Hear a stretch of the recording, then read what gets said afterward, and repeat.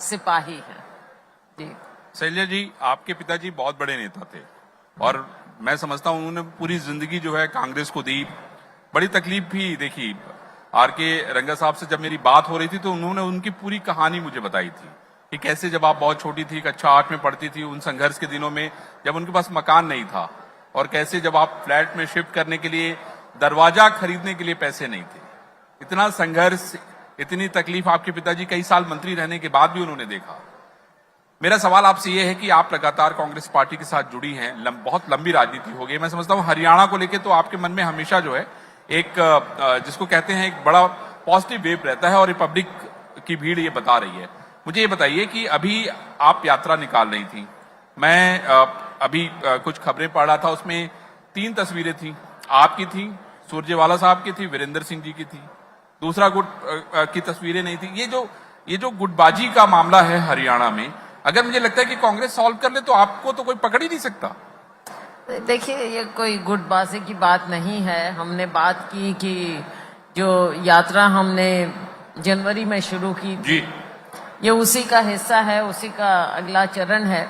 पहले लोकसभा में हमने किया, तकरीबन हर 1-2 छोड़कर तकरीबन हर जगह हम पहुंचे। हाँ जी, लोकसभा के लिए। और तभी मैंने कहा था कि अगला चरण हम लोकसभा चुनावों के बाद करेंगे, विधानसभा चुनाव के लिए, क्योंकि हमारी लड़ाई 2 तरह की थी जी। एक लोकसभा की और अब एक विधानसभा में। लोकसभा में हमारा प्रयास रहा, हम 5 सीटें जीते और उसके बाद अब विधानसभा का चुनाव है। इसमें हमारे सभी साथियों के चेहरों से आपको नजर आ रहा है कि सब मेहनत कर रहे हैं, उम्मीद लगा रहे हैं और आने वाले समय में हरियाणा में हमने तख्ता पलटना है और कांग्रेस की सरकार बनानी है।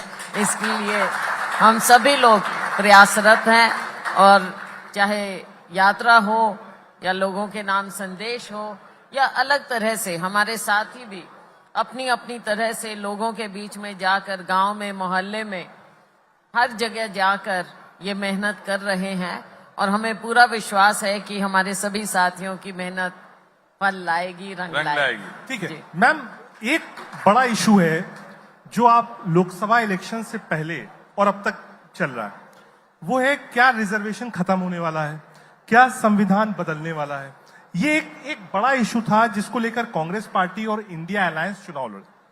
पहली बार major parts of the country में हमने देखा कि जो ओबीसी दलित वोट बैंक था वो शिफ्ट हुआ है वापस कांग्रेस या फिर अलायंस की तरफ। Even in Haryana, in UP shift हुआ है। तो क्या बीजेपी कह रही है आप लोगों ने एक नैरेटिव बनाने की कोशिश करी? क्या है ये पूरा मामला? ये हमने इसमें कुछ नहीं किया। ये बीजेपी के अपने कारनामे, बीजेपी के अपने वक्तव्य, इनके नेताओं के आप भाषण सुन लीजिए, उनके वक्तव्य सुन लीजिए।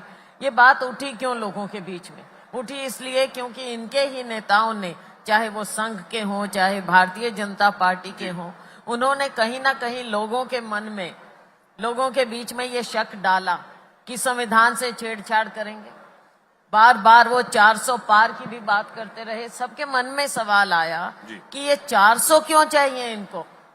भाई बहुमत की बात करो, सरकार बनाने की बात करो, 400 का मतलब है कि आप संविधान में बदलाव करना चाहते हैं। तो ये दोनों बातें आई और इन्हीं के बातों से आई। कांग्रेस ने या अलायंस ने ये बात नहीं की, तो लोगों के दिल में ये घर कर गई कि कुछ ना कुछ गड़बड़ है भारतीय जनता पार्टी की बातों में। शैलजा जी, ये बताइए, मेरे 2 सवाल हैं। एक सवाल तो ये है कि आम आदमी पार्टी के साथ आपका गठबंधन, दिल्ली में आप लोग मिलकर चुनाव लड़े, लेकिन पंजाब और हरियाणा में जो है आप चुनाव अलग अलग लड़ रहे हैं। अब मैं देख रहा था कि सुनीता केजरीवाल जी भी यात्रा कर रही हैं। दूसरा मेरा सवाल है कि बहुजन समाज पार्टी ने एक चौटाला परिवार के साथ गठबंधन किया है, वो लोग मिलकर चुनाव लड़े हैं। आपको लगता नहीं कि इन दोनों का नुकसान जो है कांग्रेस को झेलना पड़ेगा? नहीं, मुझे नहीं लगता। देखिए, क्योंकि मूल रूप से हरियाणा में कांग्रेस पार्टी के साथ लोग जुड़े रहे हैं और कांग्रेस पार्टी को ही, चाहे चौटाला के समय, लोकदल के समय, सॉरी मैं ऐसे नाम, लोकदल के समय हो या अब पीछे भारतीय जनता पार्टी के समय हो, विकल्प के रूप में लोग केवल कांग्रेस पार्टी को देखते हैं। किसी अन्य पार्टी को नहीं। अन्य पार्टियां हैं गठबंधन वगैरह, उस तरह की बातें होती जी। हैं। रही बात लोकसभा के गठबंधन की, जी। लोकसभा का गठबंधन इंडिया अलायंस का एक गठबंधन था और इंडिया अलायंस अभी भी चल रहा है। लेकिन लोकसभा के समय में भी जब हमने हरियाणा में गठबंधन किया, एक सीट आप पार्टी को गई, हमारी कुरुक्षेत्र सीट, जी। तो उस समय भी यही बात हुई थी हमारी सेंट्रल लीडरशिप की कि स्टेट में अलग बात हो सकती है, स्टेट के जब चुनाव आते हैं तब अलग परिस्थितियों को देखते हुए राज्य में ये फैसले लिए जा सकते हैं। तो अब आप पार्टी ने भी पहले फैसला लिया और तकरीबन हमारे लोगों का भी यही, कांग्रेस पार्टी का भी यही मत रहा, हमारे कार्यकर्ताओं का और आम लोगों का भी हरियाणा में, कि कांग्रेस को अपने आप ही चुनाव लड़ना चाहिए। बाकी और दूसरी पार्टियां गठबंधन करती हैं, पहले भी करते रहे हैं ये, पहले भी मुझे किया था। लगता नहीं है इससे कुछ भी अब, क्योंकि ये अपना जनाधार खो चुके हैं, तो इससे कोई अंतर तो आपको लगता है कि आने वाला नहीं। बहुजन समाज पार्टी और जो चौटाला का गठबंधन है उससे कोई भी इफेक्ट नहीं होगा? नहीं, मुझे इसमें कोई दम लग नहीं रहा है, आज के दिन कोई दम नहीं लग रहा। ठीक है मैम, एक सवाल और है, क्योंकि हरियाणा इसलिए भी बहुत चर्चा है इस चुनाव में कि मनोहर लाल खट्टर साहब ने 2 रीजन चलाई। इलेक्शन से बहुत कम समय बचा था, जब लोकसभा था तो उनको दिल्ली शिफ्ट किया गया। तो क्या ये पैनिक बटन था बीजेपी का, या नीजक रिएक्शन था कि नहीं साहब फेस चेंज कर दिए, बचाना है?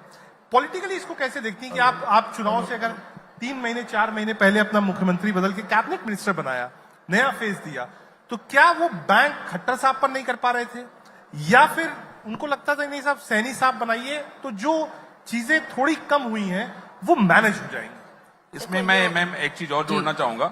ये जो ओबीसी की बात हो रही थी, सैनी साहब ओबीसी बिरादरी से आते हैं, भारतीय जनता पार्टी ने ओबीसी को इसमें इंटैक्ट किया। उनको लगता था कि भाई जो जाट वर्सेस अदर्स होता था, हम उसको तोड़ पाने में कामयाब रहेंगे। आपको क्या लगता है, सैनी साहब को लाना, खट्टर साहब को यहाँ से लेके जाना, इसका क्या इम्पैक्ट होगा? आपको लगता है कि चुनाव में इसका फर्क पड़ेगा?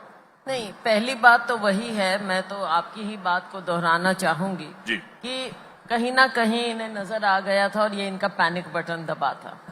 इन्हें दिख गया था कि लोकसभा चुनाव आ गया है, एकदम सिर पर आ रहा है और राज्य में भारी एंटी इनकम्बेंसी थी, तो उसको तोड़ने का ये एक प्रयास था, ट्विस्ट और टर्न था ये, कि एंटी इनकम्बेंसी को, क्योंकि जो राजनीति की